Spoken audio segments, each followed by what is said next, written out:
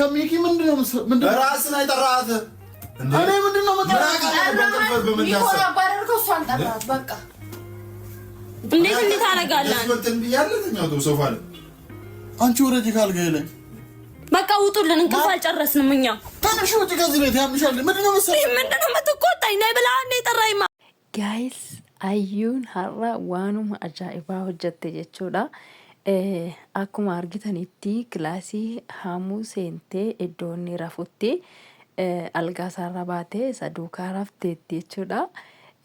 Egaa hamuun waan of godhu dhabeetii jira.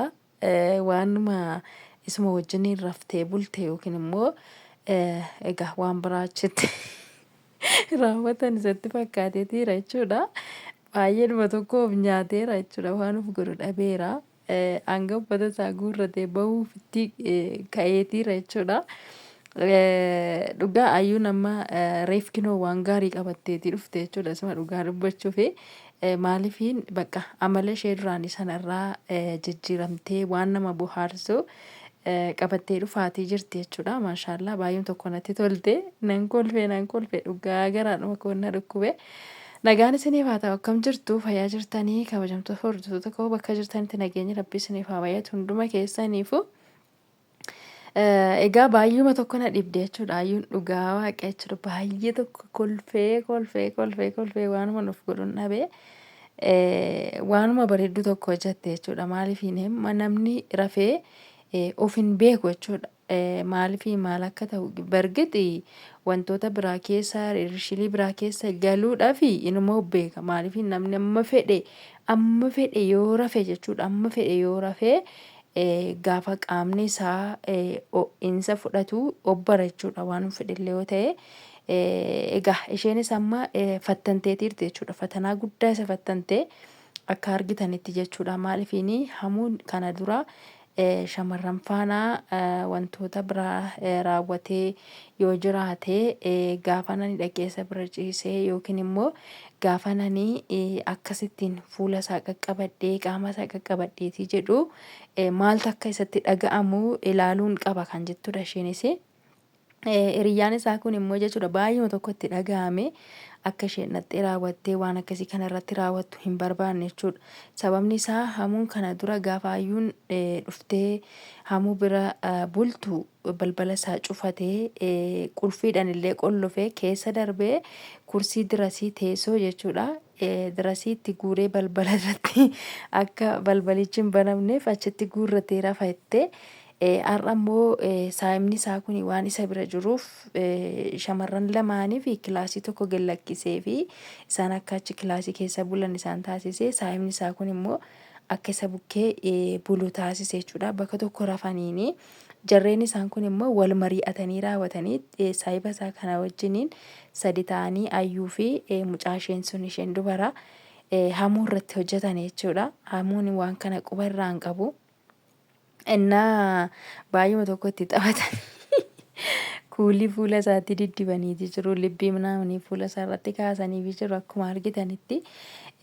Ayyuun jidduudhumaan immoo iskiriinii isaa irratti suuraa nama wajjin inni ka'ee jiru argite tan carcartee turte.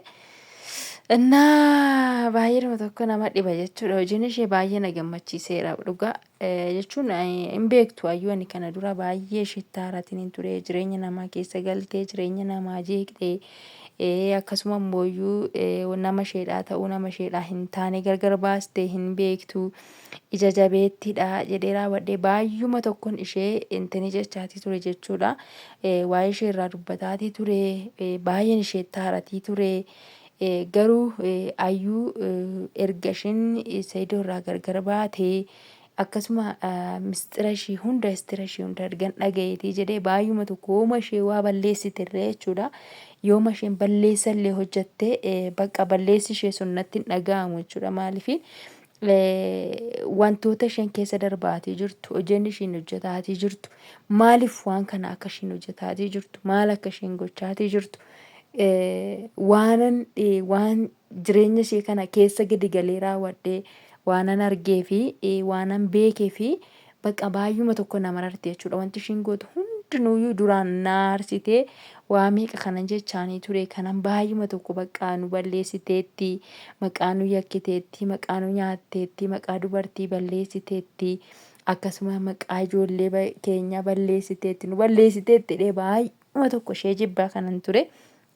Anguman ishee jibbu sanan ishee jaalladhe jechuudha dhugaa dubbachuudhaaf wanti ishiin gootu hundinuyyuu amma na gammachiisa dhuguma dubbachuuf yoo ta'e jechuudha baay'uma tokko na gammachiisa sababni isaa egaa ayyuun maal akka taate ni beektu jechuudha hundi keessaniyyuu innaa hojiin isheen har'a hojjette immoo baay'uma tokko jechuudha namatti tola. Gaadhattee mucaa bira ni ciistee gaafa ciisteetti mucaan gaafa ka'eetiin argeetiin ishee jedhutti maal eessaa natti dhufte jedhe waan of godhudha bee'ulu taalee gadi taalee lafti inni seenu hin jiru.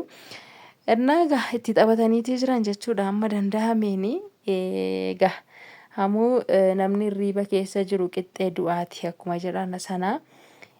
Hamuu gaa baay'uma tokko sammuu isaa jeeqaniitii jiru saayiba isaa sana faana wal lolaa hidhee sodaadheen jira garuu maalifiin inni ufamanee isatti ufamanee raawwatee balbala osoo hin cufatin rafee saayibni isaa immoo egaa balbalicha banee akka isaan ola seenan isaan taasisee akkaayyuun dhuftee to'achisee isa bira dhattu jechuudha. So egaa wantichi immoo piraankiidha waan ta'eef akkasuma immoo chaanaala isaa irratti gallakkifameefis isaafis hojiidha namaafis immoo barumsa ta'a jechuudha. Maalifiin waan biraa wanti isheen goote tokko hin jiru bargit ilaaltee jirti madaaltee ni jirti jechuudha hamuun kana dura waan balleessee qabamoo hin balleessine kan jedhu ilaaltee jirti jechuudha. Egaa isheedhaaf tasaa ka'ee ta'ee hin tasaa kaane ta'ee hin beeku garuu kana deebiirraa eegna ayyuu akkam sii tasaa ka'eera yaanni kan kee. Yaada yaaddee ta'u wanta viidiyoo kana hojjetteef yookiin immoo piraankii kana isarratti hojjettee sii tasaa ka'e immoo siif hin tasaa kaane sirraa eegna jechuudha. Maaliif akka hojjette dubbatteetii hirta baay'ee na ayyuu kana dura hamuuni nama biraa faana siree tokkorra bulee beekamu nama biraa yoo jedhu yaa hiriyoota isaa faana hin bulaa akkuma beekamu gaayoo ilma dhiiraa faana jechuudha. Akkasuma kana dura shamara waliin siree tokkorra bulanii beeku ayyuu hamuu fi shamara kan jettudha. Bargeet namummaa kanaa ga'ee gammaatti kan beekani murteessuu illee hin danda'u. Hojii keenya dhumaa baay'ee nama dubbistaati jechuudha. Namni fardi harree faana oolu akkuma harree dhudhuufa akka jedhan sana nutis si faana oolla waan ta'eef akkuma kan keeti jechuudha. Sheemii keessaas baaneerra sheemis ganneerra egaa rabbi nuuf haa dhiisu. Kanaaf sii tasaa ka'eera